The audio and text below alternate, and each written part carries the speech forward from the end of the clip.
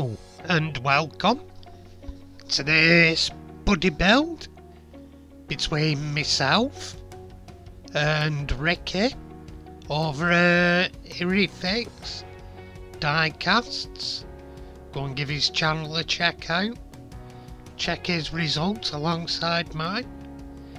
Anyway, as you can see, he's going to be the Matchbox Superfast Model A Rat Rod. And until the other day I had no idea where I was going with it. Anyway, this is my starting point. And I quite like it as is, it's a nice casting. I think I might look for a mint one. But a mint one, get it the colour, never mind. Suit yourselves. Anyway, here we are, we're drilling it open. This video's only a quickie because there's basically nothing to the casting. There's no interior, no real suspension. It's just a click on base. I snapped me drill in it as well, so I didn't bother tapping it. I glued it back together, so the video only pans out about something like 13 minutes, I think it is, 14 minutes. Anyway, here we are in the stripper, the caustic bath of doom, and the paint come off fairly easy, as will be seen. It really did strip easily and good. Can see it flaking there now.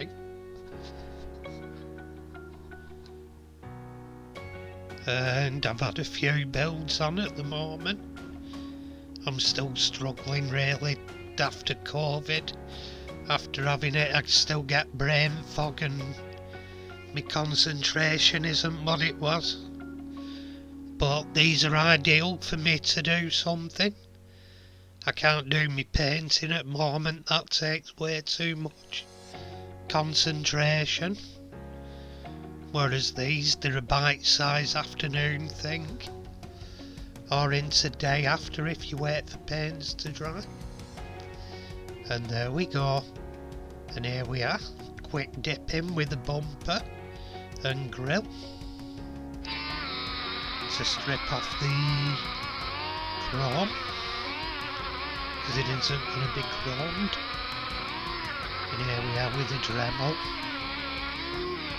whizzing all the, dressing up all the body. It doesn't have to be too brilliant, because all I'm doing on this one, because it's a rat rod, I'm just brush painting.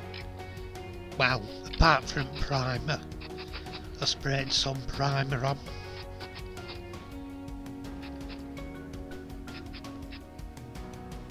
And quite a quick job really. I really must start using my fan on my suction booth. But for how much we're on this quick squirt, seemed hardly worth it. And here I am, I'm just dabbing a dark colour of dark rust on. And make it a little bit rough. It doesn't matter because later treatment takes it down smoother. And next do a sort of in between colour, dabbing it on a more reddy colour.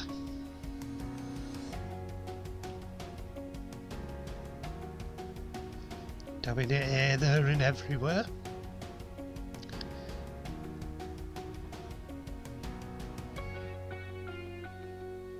I could probably do with getting a decent stippling brush for doing stuff like this. And just dabbing it on here and there. I've probably overdone it really, but it doesn't really matter for the technique I'm going to be using. And the last bit I did over the top with an even lighter colour. And this I really did wipe most of it off on your hand like dry brushing, and that's just dab it on in bits and bobs. As here, dab it on, bit of wiping off. You can even go to a mustardy yellow colour, but I decided on just these three.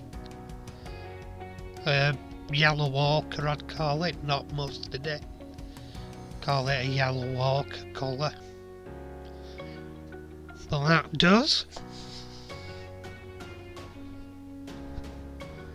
There's no spots on colours for rust. You can mix and match as long as you start with a dark brown, then a mid sort of brick or brick red, dark orangey colour, then on top you can go yellow ochre or another light orangey colour. And this is after I've painted it, and also what I did, I rubbed it down with wet and dry, so the rust came through the paint. Oh no, sorry, I did that after I done this. Forget me last, I'll go on to this. I'm using tissue paper to put over the sunroof area in it. And while I'm doing that, I can put wrinkles in it, rather than the flat uninteresting matchbox moulded. You can push wrinkles into it and have a bit of texture on and stuff like that. And the PVA, once it's dried, will set it rock hard, and then paint over the top, it seals it in. But it does give you some texture on the vinyl, and also some ripples in the roof, like it's old and saggy. I was trying to do the leading edge buckled up and like it was letting air and water in. I didn't quite get it how I wanted it. Although there you can see I had it there, but it got knocked down later in another bit, so with something else I was doing, so never mind. But after I got it how I wanted it, I put it on top of the radiator with my central heating on and dried it out. Now you can see a couple of wrinkles on it. I lose a little bit through messing around after, but never mind. And here I've painted the grille and headlight and headlight bulbs bronze. Well, a bronzy colour. I could have probably mixed it with a bit of copper to get it a bit closer, but it does, because I do a wash over it. There I'm just putting a Ford blue oval on. And here I'm using some, oh bloody hell, Citadel colour. Then it's Wraithbone I'm using for the headlights. And here I'm using some Nuln oil. A lot of us use the Nuln oil, but any black wash will do. It's pretty much a black wash Nuln oil.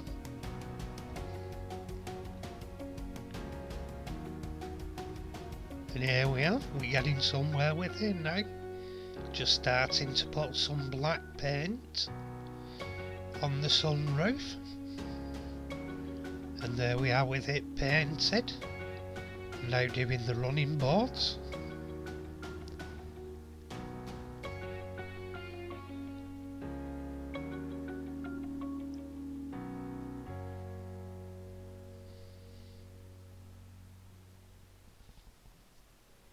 And at this point we come in with a Tamiya weathering powder. I always work on a Leslie's mower sort of idea, but at this point I break my own rule and I put too much on.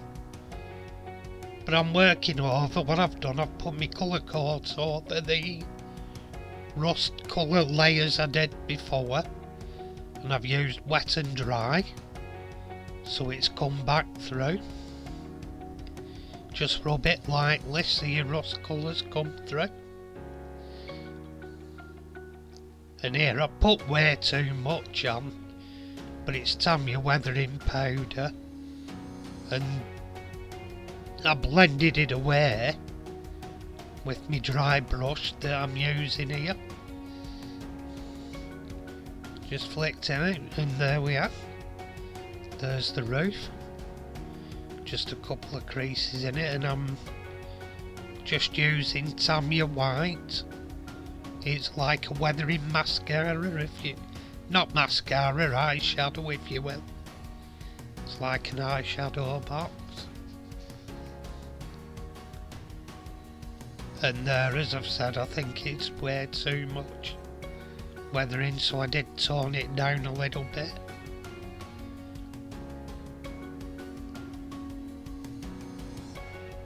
But anyway, still decent. Or did I tone it down a bit? Don't matter if I didn't, it's not too bad.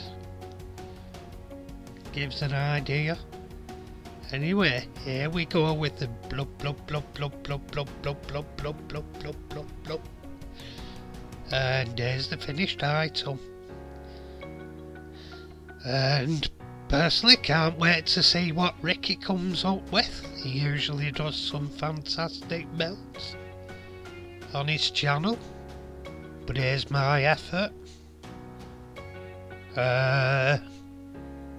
Rat rod as they call them today.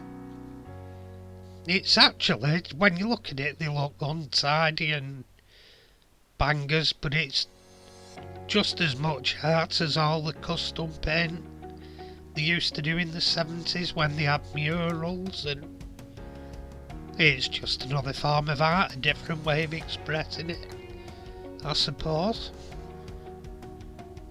But there we go. I've thoroughly enjoyed this simple, easy build. And as I've said, can't wait to see Ricky's. If you've enjoyed this, please click subscribe. And go and have a look at Ricky's stuff. And click subscribe to that lad as well, because he does some sterling enjoyable stuff over at Irie Fix Diecasts. And it remains for me to say thanks to me subscribers. If you haven't subscribed, why the hell not? As I say, just press the subscribe button and ring the bell. Don't take a lot, and you'll be notified of anything coming up that I'm doing. Anyway, thanks a lot, and bye.